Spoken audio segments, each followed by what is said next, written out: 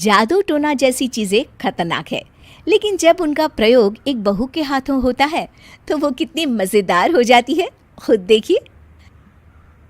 रामगढ़ गांव में सुधा रहती थी। सुधा की सास उससे बड़ा काम कराती, तो पति ऐसा जो ना कभी घुमाने ले जाता और ना ही कभी कोई तोहफा लाता। बेचारी इस बात से हमेशा दुखी रहती, लेकिन एक दिन उसकी जिंदगी बदल जाती है। अरे सुधा, सारा दिन न जाने क्या क्या सपने देखती रहती है। जाकर कुछ बढ़िया सा खाना बना कर ले आ। सपना ना देखो तो क्या करूं, मेरे तो कर्म ही फूट गए जो ऐसे घर में शादी हो गई। इससे अच्छा तो माँ जी कोई फुल टाइम मेड ही रख लेते। ओहो, बढ़िया ही फुल टाइम मेड रखने वाली। मेरे बेटे के लिए तो विलायत से रिश्ते आ रहे थे। वो तो तेरे पापा ने तेरी इतनी झूठी तारीफ कर दी कि हमारा तो मन ही पिघल गया। अच्छा, विदेश से रिश्ते? वाह माँ जी वाह। अरे भगवान से तो डरिए, विलायती बहू लाकर क्या गाय का गोबर लिपवाती। बहू बहू होती है, ना वो देशी होती है ना विलायती। बहू का काम सिर्फ सास की सेवा और घर का काम होता है। और सुन, तुझे मैं क्यों बताऊं कि मैं क्या करती? जाकर घर का काम कर। सुधा मन महसूस कर वहां से चली जाती है। शाम को सुधा का पति जल्दी घर आता है, जिसे देख सुधा खुश हो जाती है। जी, आ गए आप? जरूर मुझे कहीं घुमाने ले जाने का प्लान होगा आपका। सब समझती हूँ मैं। अरे नहीं भाग्यवान, घूमना क्या है, बस आज जल्दी बस मिल गई तो घर जल्दी पहुंच गया। अच्छा सुनो, जरा आज शाम की चाय के साथ पकोड़े भी तल लेना, बड़ा मन कर रहा है। सुधा पति की बात सुनकर पैर पटकती हुई किचन में चली जाती है। वो काम करते करते खिड़की के बाहर देखती है कि तभी उसे एक चमकीली सी कॉपी दिखाई देती है। वो खिड़की से उस कॉपी को उठा लेती है और उसे खोल कर देखती है तो उसमें सुनहरे अक्षरों में लिखा होता है, जादुई किताब, इस पर जो लिखो वो सच होता है।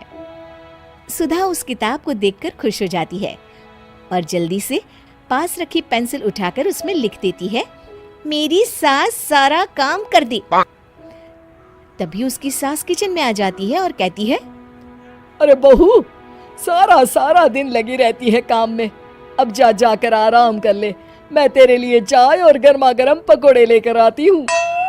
सुधा ये देखकर हैरान हो जाती है और कॉपी लेकर कमरे में आ जाती है।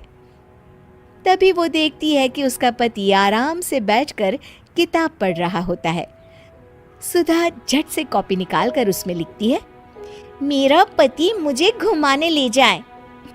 बस फिर क्या था, सुधा का पति किताब बगल में रख देता है और उससे कहता है, बहुत दिन हो गए हम कहीं घूमने नहीं गए ना, चलो कल मैं ऑफिस से छुट्टी ले लेता हूँ। सुधा ये सुनकर खुश हो जाती है कि तभी उसकी सास हाथ में चाय और पकोड़े लेकर खड़ी हो जाती है। चलो बहू, कुछ खा लो। अरे किस्मत वाले हैं हम जो हमें तू मिली, वरना मेरे बेटे की शादी कहीं तय ही नहीं हो रही थी। कोई लड़की इस घर में शादी नहीं करना चाहती थी। ले बहू, खा ले। अब तो सुधा की बल्ले बल्ले हो गई थी। सुधा की सास और पति बस उसके इशारों पर घूमते। एक दिन सुधा को सास का हार पसंद आ जाता है। वो सास से कहती है, माँ जी कितना खूबसूरत हार है, क्या ये हार आप मुझे दे देंगी? ओए होए, बढ़िया ही, मुझे दे देगी? अरे तेरी माँ ने दिया है ना मुझे, जो मैं तुझे दे दूं? मैं अपने एक भी गहने तुझे कभी नहीं दूंगी।